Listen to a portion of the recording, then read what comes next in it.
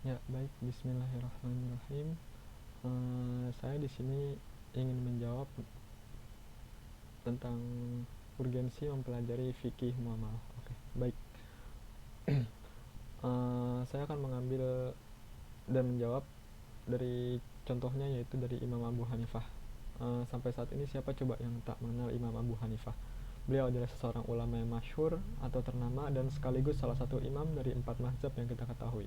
Beliau seorang ulama yang cerdas dan sangat mumpuni dalam bidang ilmu fikih. Nggak ada yang meragukan terhadap sosok ulama yang masyhur ini. Bahkan dalam permasalahan-permasalahan fikih, banyak para ulama-ulama kontemporer mengutip pendapat beliau, seperti misalnya permasalahan dalam tatanan arah kiblat. Beliau berpendapat bahwasannya ketika seseorang hendak melaksanakan sholat dan bingung bagaimana cara menentukan arah kiblat, maka diperbolehkan ia sholat menghadap kiblat yang ia yakini, serta beberapa contoh permasalahan fikih muamalah lainnya. Jika kita membahas tentang fikih muamalah, maka secara sederhana fikih artinya memahami.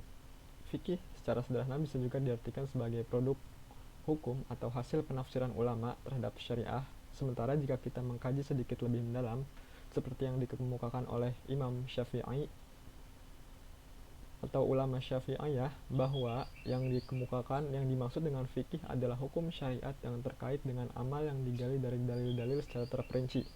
Definisi yang diutarakan oleh ulama Syafi'iyah ini menjelaskan kepada kita bahwa fikih adalah hukum-hukum Allah yang berkaitan dengan perbuatan seorang mukallaf mengenai halal, haram, sunnah, mubah maupun makruh, yang digali atau didapatkan melalui ijtihad oleh ulama yang dilandaskan Al-Quran maupun As-Sunnah.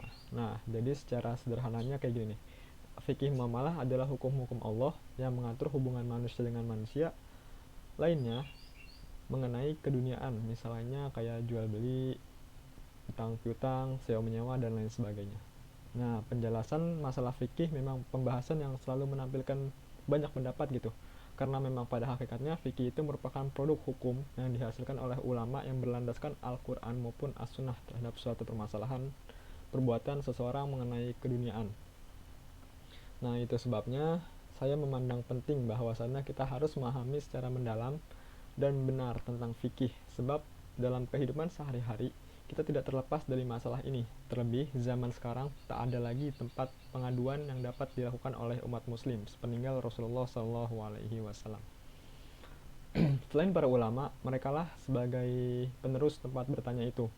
Itulah mengapa Imam Abu Hanifah memang sangat antusias mendalami permasalahan fikih secara serius dan benar. Karena memang permasalahan fikih adalah permasalahan yang serius gitu, yang berhubungan dengan amal seseorang dan sah atau tidaknya perbuatan seseorang itu. Nah, dengan demikian dalam bermuamalah, seyogyanya kita harus dapat memposisikan diri kita berada pada bingkai aturan-aturan Allah dan Rasulnya.